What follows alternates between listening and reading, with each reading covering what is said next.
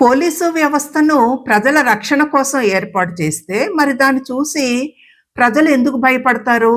అసలు పోలీసు వ్యవస్థ ఇంత భయంకరంగా ఎందుకు తయారైంది? విజయవాడలో పోలీసులు హింసించి చంపేశారని అనుమానిస్తున్న సాయికృష్ణ, పోలీసుల వేధింపులు భరించలేక మొబైల్ కెమెరా ముందు తన వేదనను రికార్డు చేసి ప్రాణాలు తీసుకున్న క్రాంతికుమార్. ఇలాంటి సంఘటనలు ఎందుకు జరుగుతాయి? నమస్తే. ఒంటి మీద కాకి బట్టలు వేసుకున్నంత మాత్రాన తమకు అపరిమిత అధికారాలు వచ్చాయని, చట్టం కంటే తామే గొప్పవాళ్ళమని కొంతమంది పోలీస్ అధికారులు ఎందుకు నమ్ముతారు? ఎందుకంటే వ్యవస్థ వారిని అలా నమ్మేలా చేసింది. ప్రభుత్వాలు అలాంటి ప్రవర్తనను ప్రోత్సహిస్తే లేదా చూసి చూడనట్టు వదిలేస్తే అప్పుడు చట్టం బలహీనపడుతుంది, అధికారం బలపడుతుంది. అందుకే అంటారు, చుట్టూ ఉన్న వ్యవస్థల మద్దతు లేకుండా ఏ పోలీస్ అధికారి కూడా విలన్ కాలేడు. అయితే ఈ వ్యవస్థను ఇలా తయారు చేసింది ఎవరు? ఇది కేవలం సాయి కృష్ణ కథ కాదు, ఇది మన పోలీసు వ్యవస్థ కథ. మీ ఇంట్లో సమస్య వస్తే, మీ పిల్ల కనిపించకుండా పోతే, మీ మీద ఎవరైనా దాడి చేస్తే మీరు ఎవరిని ఆశ్రయిస్తారు? పోలీసుల్నే. ఎందుకంటే ప్రజాస్వామ్యంలో సామాన్య పౌరుడికి చివరి ఆశ పోలీసు వ్యవస్థ. కానీ అదే పోలీస్ స్టేషన్ పేరు వినగానే ప్రజలు భయపడితే, అదే పోలీసులను చూసి వీళ్ళు నన్ను రక్షించేవాళ్ళు కాదు, నన్ను వేధించేవాళ్ళు, నా ప్రాణాలు తీసేవాళ్ళు అని అనుకుంటే అప్పుడు అది వ్యక్తి సమస్య కాదు, వ్యవస్థ సమస్య. సాయి కృష్ణ కేసులో ఒక తల్లి తన కొడుకు కోసం పోలీస్ స్టేషన్ చుట్టూ తిరిగింది. చివరికి కోర్టు తలుపు తట్టింది. ఆమె మాట ఒక్కటే, నా కొడుకు బతుకుంటే చూపించండి, లేకపోతే అతని బూడిదైనా ఇవ్వండి.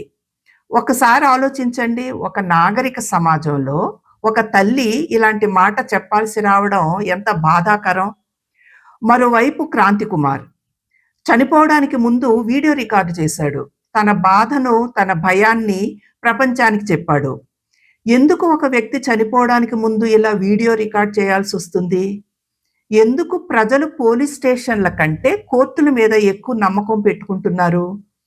ఈ రెండు సంఘటనలు మన ముందు ఒకటే ప్రశ్న నిలబెడుతున్నాయి. మన పోలీసు వ్యవస్థలో అసలు ఏం జరుగుతోంది? ఒక పోలీస్ అధికారి ఇలా ఎలా తయారవుతాడు?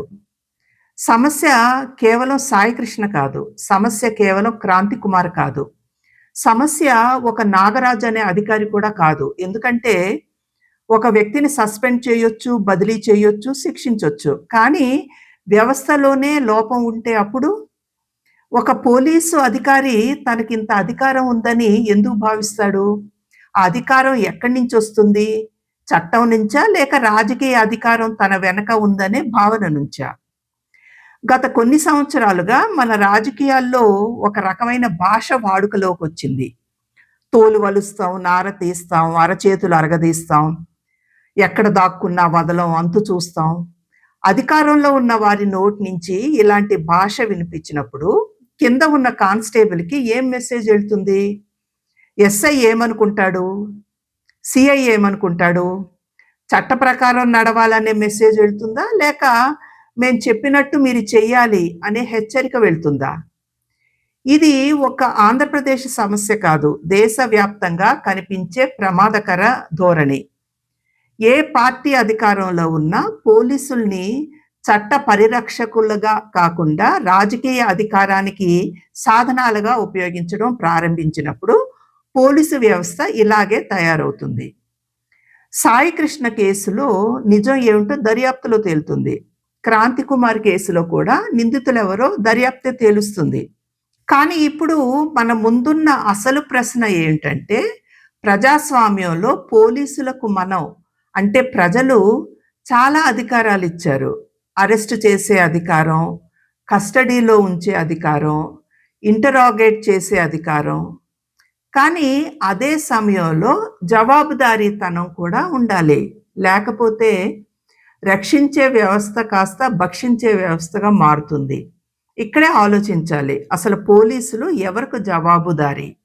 చట్టానికా, ప్రజలకా, లేక అధికారంలో ఉన్న రాజకీయ నాయకులకా? ఎందుకంటే పోలీసు వ్యవస్థ ప్రజల కంటే అధికారంలో ఉన్న పార్టీకి ఎక్కువ భయపడితే ప్రజాస్వామ్యం బలహీనపడినట్టు లెక్క. అప్పుడు నష్టపోయేది కేవలం ప్రతిపక్షంలో ఉన్నవారే కాదు. జర్నలిస్టులు, సోషల్ మీడియా యాక్టివిస్టులు, మరీ ముఖ్యంగా సాధారణ పౌరులు. అందుకే ఈ చర్చ సాయి కృష్ణ గురించి కాదు, క్రాంతి కుమార్ గురించి కాదు. ఇది మనందరి గురించి. మన పోలీసు వ్యవస్థ ప్రజలకు సేవ చేసే వ్యవస్థగా మిగులుతుందా? లేక అధికారానికి సేవ చేసే వ్యవస్థగా మారుతుందా? మన రాష్ట్రం అడుగడుగునా భయంతో నడుస్తుందా? లేక చట్టంతో చేయి కలిపి నడుస్తుందా? ఈ ప్రశ్నలకు సమాధానం చెప్పాల్సింది కేవలం ప్రభుత్వం కాదు. కేవలం పోలీసు వ్యవస్థ కాదు. ప్రజాస్వామ్యంలో పౌరులమైన మనందరం.